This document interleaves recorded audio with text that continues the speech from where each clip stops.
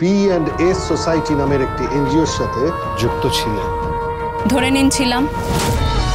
আপনি ওখানে ঠিক কি কাজ করতেন?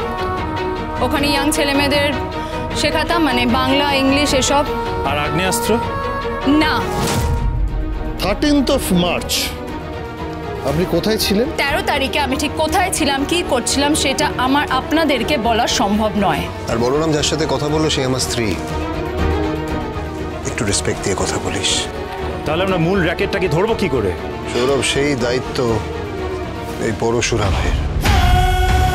আমি ঠিক খুঁজে বার করবো ওই পালের গোদাটাকে। পরশুরাম আজকের নায়ক, সোম থেকে রবি প্রতিদিন রাত ৮টায় স্টার জলসায় ও জিও হটস্টারে।